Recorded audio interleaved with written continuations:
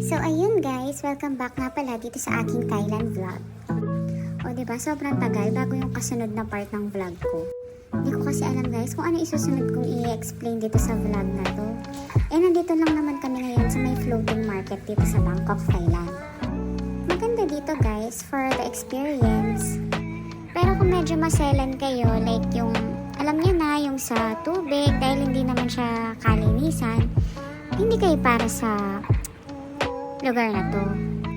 Medyo malayo-layo din ng konti pala yung kailangan naming ibangka para makarating kami dun sa mismong floating market.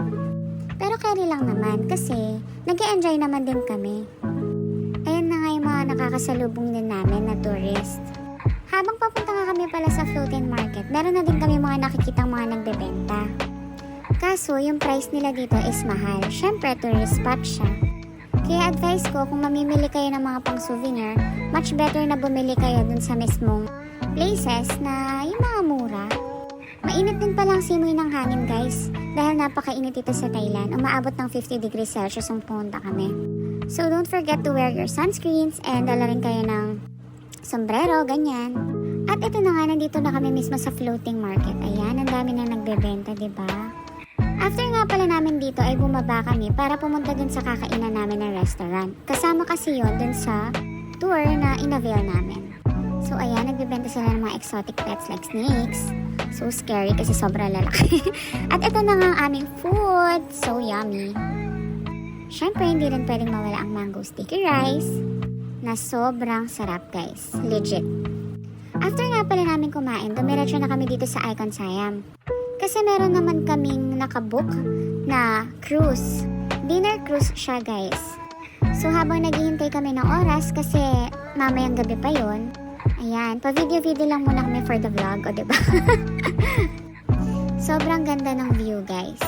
Sana view na lang din ako guys, no? Para maganda rin ako, char. Nag-ikot-likot lang din kami dito sa loob while waiting and nung malapit na nga pala yung time namin para sa dinner cruise, bumaba na kami. At nakita namin na meron palang pa-fountain show dito, o diba? At ayan na nga, malapit na mag-start ang dinner cruise. Kaya nagsisidatingan na rin yung mga cruise ship na sasakyan namin. Ito nga pala yung pa-fountain show sa Icon Siam, guys. Pasilip ko sa inyo, o diba? Sobrang ganda, guys. Super enjoy kami habang nanonood, o diba? Ayan ang katunayan. Ayan, pakita ko sa inyo ng konti yung nakita namin na fountain show. Sobrang ganda ng Icon Siam, diba guys? Ang Icon Siam pala guys, mall siya dito sa Bangkok. Tapos yung mga stores niya, yung mga, alam niyo na, pang bigatin, ganon. Kung gusto niyo mag-shopping dito guys, pwedeng-pwede naman.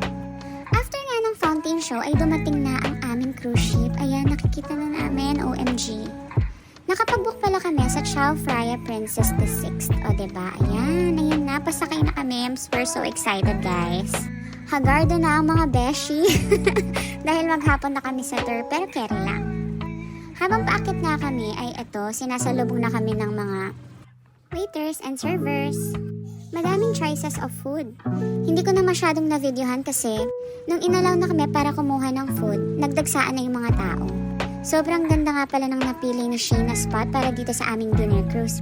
Kasi nandito lang kami sa tabi ng rail, o diba? Sobrang ganda kasi makikita mo talaga yung view. Ang daming tourists dito sa Thailand and maraming Pinoy in fairness. Etong katabing table nga namin, Pinoy din sila.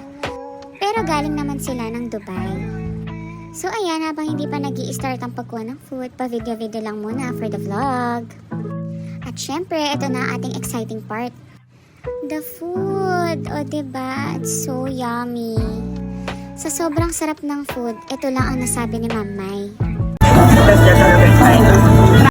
O diba? Kasi the best naman talaga ang Thailand. Napa the best na si Ma'am Mai. Kasi sobrang sarap talaga as in legit. Kaya kung plano niya mag-travel para sa food, go na kayo dito guys. Madami kayong pwedeng itry na masasarap na food. Hindi na kami masyado nakapag-try ng mga exotic na food eh. Pero sabi nila, marami din daw exotic food dito na must try. At natapos nga kami nag-dinner at kukuha na ako ng dessert. So ito nga paling na-videohan ko na dessert. Mostly brownies na lang kasi naubos na guys. Kasi sobrang daming kumakain, you know. At pagkatapos nga namin kumain, ayan, binidyohan ko lang yung mga nakikita namin while nakasakay kami dito sa river. Kayo na bahalang humula guys kung ano yung kinakanta namin dito.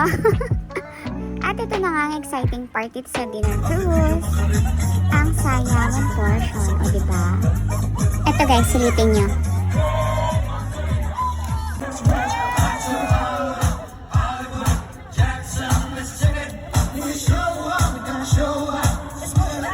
O diba, ang saya, nanonood lang kami pero natutuwa kami.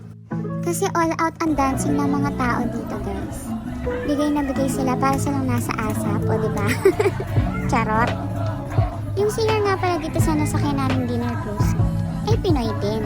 And mostly sa mga sumasayaw na nakikita nyo ngayon, ay mga Pinoy din, o diba? Ang saya. Kaya hindi ka talaga maiilang na makipag-jam.